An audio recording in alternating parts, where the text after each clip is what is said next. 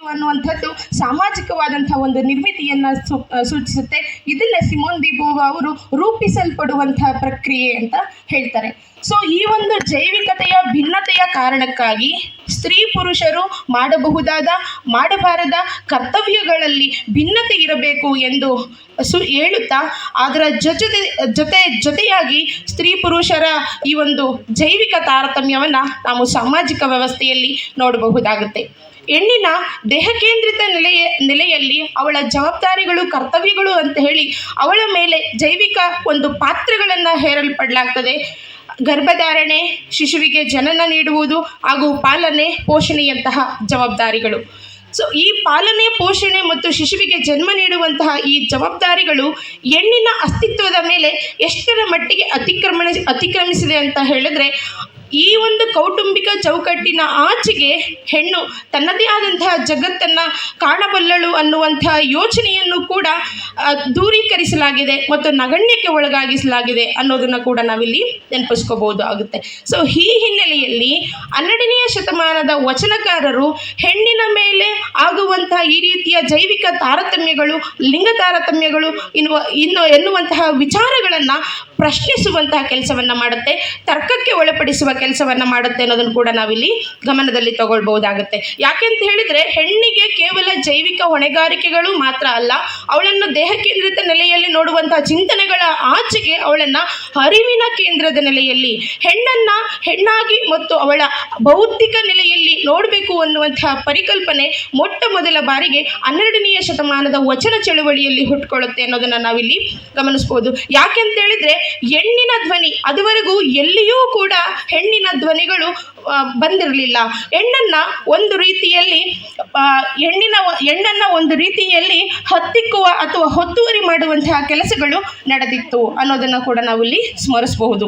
ಅಂದರೆ ಹೆಣ್ಣನ್ನು ಹೀಗೆ ಹತ್ತಿಕ್ಕಲ್ಪಟ್ಟಂತಹ ಸಂದರ್ಭದಲ್ಲಿ ಉಟ್ಕೊಂಡಂತಹ ವಚನಕಾರರು ಹೆಣ್ಣಿನ ಧ್ವನಿಗೆ ಬೆಳಕಾಗುವಂತಹ ಕೆಲಸವನ್ನು ಮಾಡ್ತಾ ಹೋಗ್ತಾರೆ. ಸೊ ಹಾಗಾಗಿ 12ನೇ ಶತಮಾನದ ವಚನ ಚಳುವಳಿ ಅನ್ನುವಂಥದ್ದು ಕೇವಲ ಸಾಮಾಜಿಕ ಧಾರ್ಮಿಕವಾದಂತಹ ಕ್ರಾಂತಿ ಮಾತ್ರ ಆಗಿರದೆ ಇದನ್ನು ಪ್ರೋಟೋ ಫೆಮಿನಿಸ್ಟಿಕ್ ಚಳುವಳಿ ಅಂತ ಕೂಡ ನಾವು ಗುರುತಿಸ್ಬೋದಾಗುತ್ತೆ.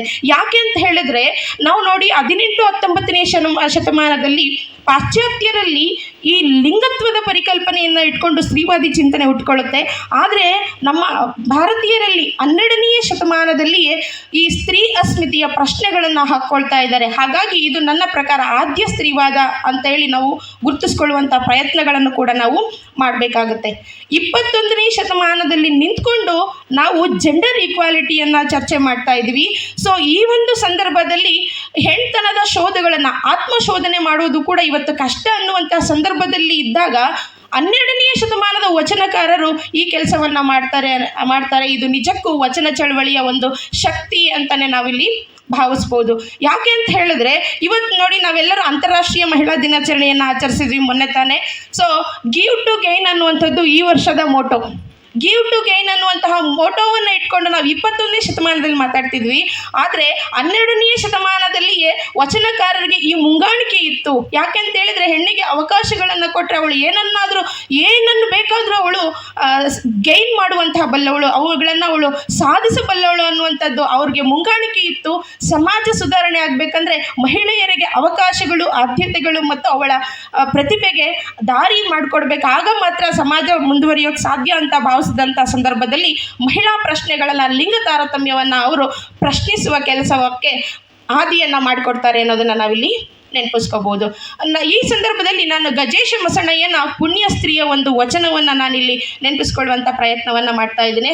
ನೋಡಿ, ಗಜೇಶ ಮಸಣಯ್ಯನ ಪುಣ್ಯ ಸ್ತ್ರೀ ಹಲವು ಕಡೆಗೆ ಆಕೆಯ ಹೆಸರು ಕೂಡ ಉಲ್ಲೇಖ ಇಲ್ಲ. ಕೆಲವು ವಿದ್ವಾಂಸರು ಹೇಳ್ತಾರೆ ಬಹುಶಃ ಅವಳ ಹೆಸರು ಕೂಡ ಮಸಣಮ್ಮ ಇದ್ದಿರಬಹುದು ಅಂತ ಕೂಡ ಹೇಳ್ತಾರೆ. ಆದರೆ ಎಲ್ಲ ಕಡೆಯ ಉಲ್ಲೇಖಗಳು ಕೂಡ ಗಜೇಶ ಮಸಣಯ್ಯನ ಪುಣ್ಯ ಸ್ತ್ರೀ ಅಂತಲೇ ಇರೋದನ್ನು ನೋಡ್ಬೋದು. ಆಕೆ ಎತ್ತುವಂತಹ ಪ್ರಶ್ನೆ ನಿಜಕ್ಕೂ ಕೂಡ ನಾವೆಲ್ಲರೂ ಆಕೆಯನ್ನು ಒಬ್ಬ ಬಂಡುಗಾರ್ತಿ ಅಂತಲೇ ಹೇಳಲಿಕ್ಕೆ ಕೂಡ ಯಾವುದೇ ಹಿಂದು ಮುಂದೆ ನೋಡುವ ಅಗತ್ಯ ಇಲ್ಲ ಅನಿಸುತ್ತೆ. ಹೊನ್ನ ಬಿಟ್ಟು ಲಿಂಗವನ್ನು ಹಿಡಿಯಬೇಕೆಂಬರು ಹೊನ್ನಿಂಗು ಲಿಂಗಕ್ಕೆ ವಿರುದ್ಧವೇ? ಹೆಣ್ಣ ಬಿಟ್ಟು ಲಿಂಗವನ್ನು ಉಳಿಯಬೇಕೆಂಬರು ಹೆಣ್ಣಿಂಗು ಲಿಂಗಕ್ಕೂ ವಿರುದ್ಧವೇ? ನಾವೆಲ್ಲ ಮಾತಾಡ್ತಿದ್ದೀವಿ